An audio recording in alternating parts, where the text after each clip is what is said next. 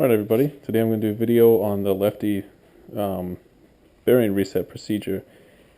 When I first started looking into these bikes, there wasn't a lot of info out there as far as video tutorials.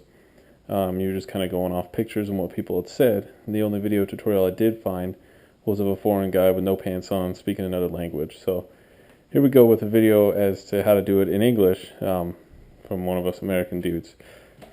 So anyway, if you own a Lefty or if you're thinking about buying a Lefty, there's obviously some maintenance you have to do every once in a while. I do mine about every 2 to 3 rides. What happens is your bearing races and your bearings in here, since they're needle bearings that are in little packs that roll up and down, they get out of sync and you actually lose some travel because of that, and it becomes a little bit harsher.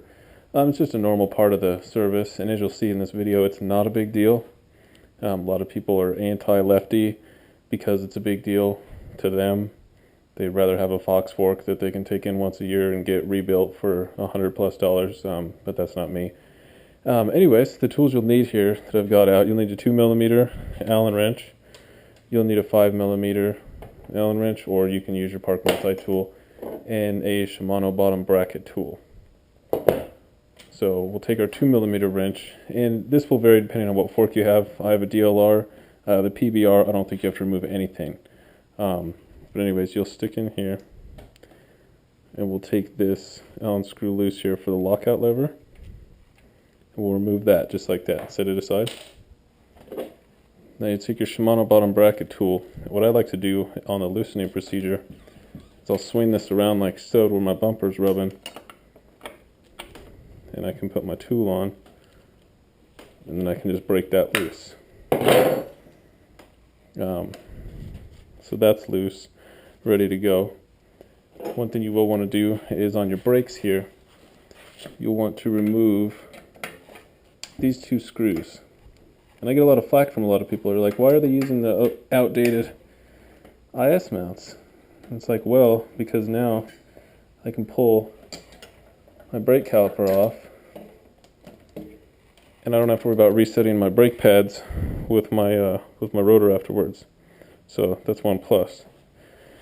And you don't have to do this, but I like to remove my wheel just because it makes it easier to manipulate the end of the fork. But like I said, this isn't necessary. It's just something I do, and I'm not in a big hurry, so I just like to pull her off there. Okay, so now that we've gotten this far, you got your brake caliper out of the way. I'll just hang it over the middle there, and you've got your top cap loosened up. So now we'll finish taking this all the way out. Cannondale does recommend that you take the air out of the cylinder down here, but it doesn't actually affect anything, so it makes it even faster if you don't. So what to do once you get that cap off, you'll see that we can actually lift this up like that. Now there's 2 rings on here. You're going to want to pull those off, and they are labeled with the word top, so you'll be able to put them on back the way they came. Now you'll notice, your fork will be able to maximize its travel. Now to do the bearing reset procedure is this simple. Literally, once you take those off, and you can slide this down in there, you just grab this and you firmly pull like this and smack against the bottom, and it's going to feel firm. If you haven't done one in a while, it's going to feel real hollow, like it's going to hit and it's not going to feel firm at all. Just keep hitting, just hit, and it'll eventually feel real solid. And when it feels solid, it's when you know you've got it. There's a lot of debate whether or not to do the measurement style.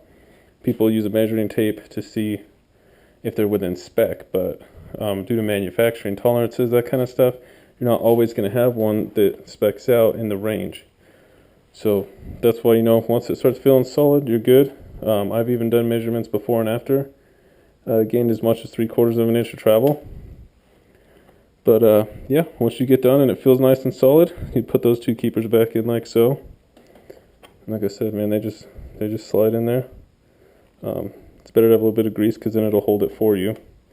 And just make sure that they go down in there like they're supposed to. reapply the top cap. Now this thing doesn't require a hell of a lot of torque.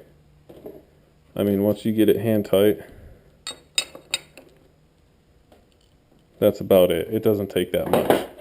If you put it on too tight, you can mar up the edges, strip it out, and you have to get a new one. There's 40 bucks you don't necessarily want to spend on it, but put your rebound lockout lever back on, like so. Make sure it's tight enough, and then we'll go ahead and put our brake back on, or in our guides. We got to put the tire on first, but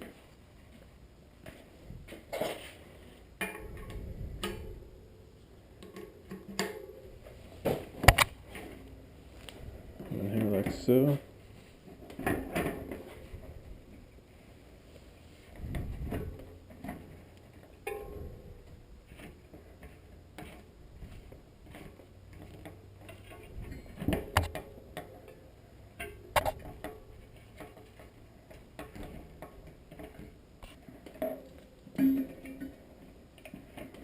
If I can get it here. Sorry guys.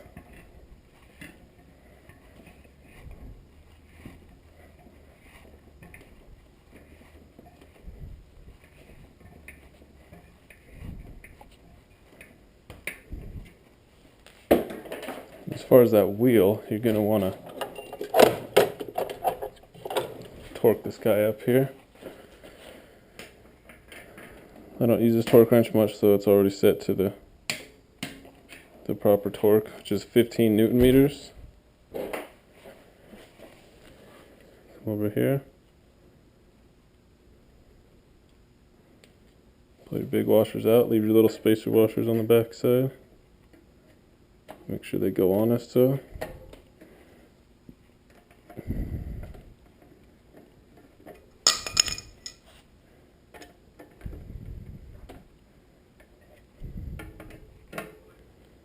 I like to get those both just a little, like finger snug before actually tightening them up, and they don't take that much either.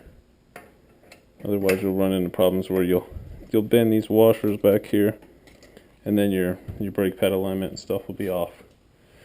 But as you can see, that's it. We're finished. On a good day, you can get that cranked out in 3 minutes. So that's all there is to it. Hope you guys enjoyed, and good luck.